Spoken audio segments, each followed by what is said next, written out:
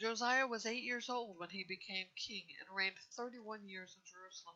He did what was right in the Lord's sight and walked in the way of his ancestor David. He did not turn aside to the right or the left.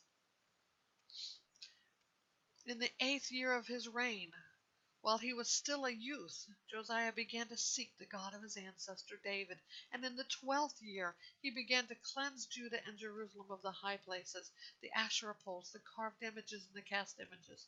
Then in his presence the altars of the Baals were torn down, and chopped down the incense altars that were above them. He shattered the Asherah poles, the carved images, and the cast images, crushed them to dust, and scattered them over the graves of those who had sacrificed to them. He burnt the bones of the priests on their altars. So he cleansed Judah and Jerusalem. He did the same in the cities of Manasseh, Ephraim, and Simeon, and as far as Naphtali, and on their surrounding mountain shrines. He tore down the altars, and he smashed the Asherah poles and the carved images to powder. He chopped down all the incense altars throughout the land of Israel and returned to Jerusalem. In the 18th year of his reign, in order to cleanse the land and the temple, Josiah sent Shaphan, son of Azaliah, along with Maaseiah, the governor of the city, and the court historian Joah, son of Jehoaz, to repair the temple of the Lord his God. So they went to Hilkiah the high priest and gave him money brought into God's temple. The Levites and the doorkeepers had collected money from Manasseh, Ephraim, and from the entire remnant of Israel, and from all Judah, Benjamin, and the inhabitants of Jerusalem. They put it into the hands of those doing the work, those who oversaw the Lord's temple. They gave it to the workmen who were working in the Lord's temple to repair and restore the temple. They gave it to the carpenters and builders, and also used it to buy quarried stone and timbers for joining and making beams for the buildings that Judah's kings had destroyed. The men were doing the work with integrity. Their overseers were Jahath and Obadiah, Levites from the Merarites, and Zechariah and Meshullam from the Kohathites as supervisors. The Levites were all skilled with musical instruments. They were also over the porters and were supervising all those doing the work task by task.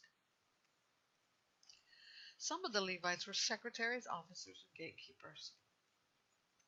When they brought out the money that had been deposited in the Lord's temple, Hilkiah the priest found the book of the law of the Lord written by the hand of Moses.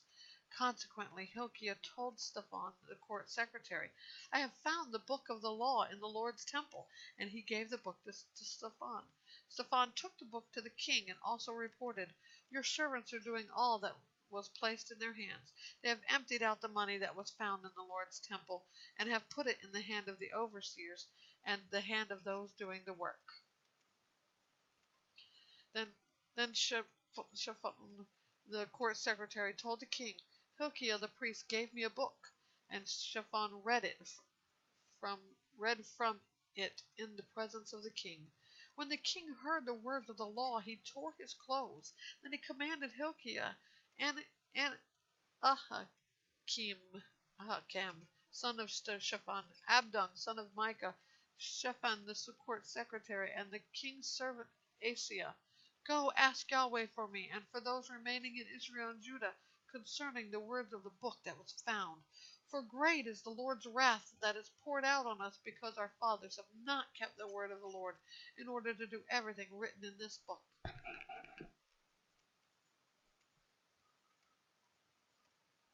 So Hilkiah and those the king had designated went to the prophetess Huldah, the wife of Shallum, son of Takha, son of Hashra, keeper of the wardrobe.